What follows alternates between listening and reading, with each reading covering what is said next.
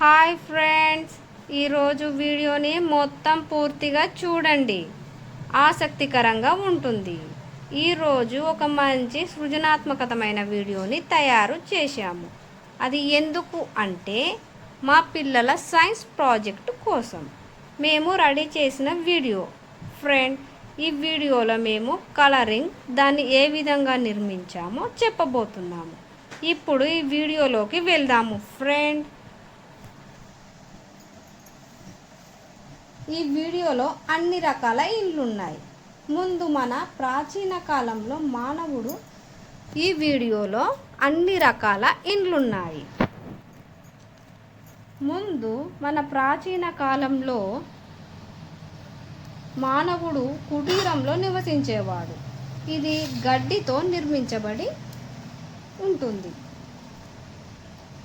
ఆ తర్వాత మానవుడి ఆలోచన మారి అడవికి వెళ్ళి కట్టెల ఇల్లు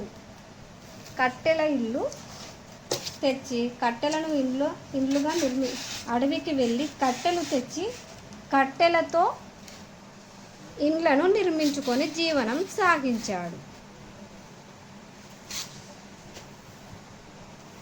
ఈ కట్టెల ఇండ్లు వర్షాకాలంలో చాలా రోజులు ఉండలేదు. కాబట్టి మానవుడు ఆలోచించి చెరువుల దగ్గరికి, నదుల దగ్గరికి వెళ్ళి మట్టిని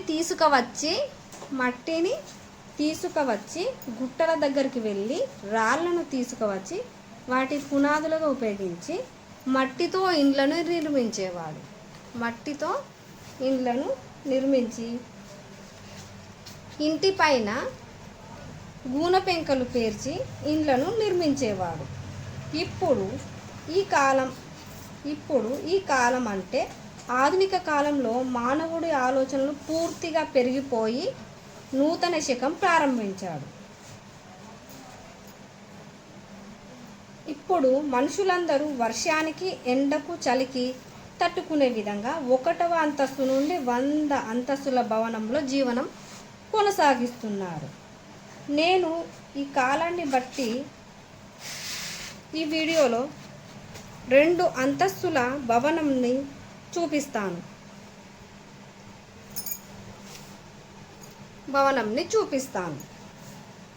ఇందులో మా ప్రత్యేకత ఏమిటి అంటే ఇది మొత్తం అన్ని రంగులతో కలిసి ఉంటుంది.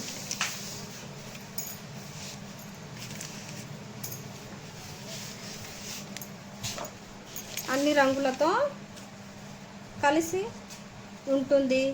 బాల్కనీ గోడకు ముందు చూడగానే మంచి అద్దం కనిపిస్తుంది. బాల్కనీకి సన్నని మెత్తని ఇసుక, లోపట ఇసుక దానిపై ఇసుకతో నిర్మించాము. ముందు పార్కింగ్ స్థలానికి కూడా ఇసుకతో నిర్మించాము. దానిపై కప్పు సిమెంట్ కలర్ ఇసుకతో నిర్మించాము. ఇది మా ప్రత్యేకత. ఇంకా భవనంలో కిటికీలు చూశారా? ఇది పుల్లలతో నిర్మించాము. ఇది మా ప్రత్యేకత, సృజనాత్మకత. ఈ ఆలోచన ఇంకా మానవుడు ఇండ్లలో ఉండే జీవనం కొనసాగించాడు.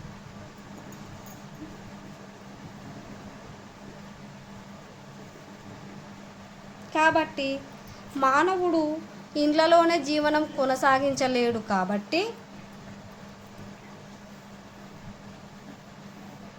వారు వ్యాపారాలు చేయాలి. కాబట్టి సముద్రాలు, నదులు మధ్యలో నుండి ఎన్నో దేశాలు ప్రయాణం చేయాలి. కాబట్టి ఈ ప్రయాణం చాలా రోజులు పడుతుంది.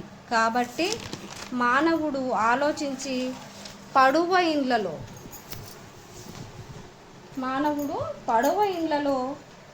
పడవ ఇండ్లను నిర్మాణం చేసుకున్నాడు. జీవనం కూడా కొనసాగిస్తూ జీవనం చేసేవాడు. పడవ జీవనం కొనసాగిస్తూ వ్యాపారంలో మంచి అభివృద్ధి సాగించుకున్నాడు. అన్ని రంగాల్లో ముందుండేవాడు. ఇప్పుడు ఈ వీడియోను నేను ఎందుకు చేశాను అంటే చాలామందికి మరియు పిల్లలకు ప్రాచీన కాలంలో పూర్వీకులు ఎలా ఉన్నారో తెలియదు. కాబట్టి ఈ విషయాలను చూపించడానికి ఈ వీడియో తయారు చేశాను. ఈ వీడియో నచ్చినట్లయితే లైక్ చేయండి, షేర్ చేయండి, సబ్స్క్రైబ్ చేయండి ఫ్రెండ్స్.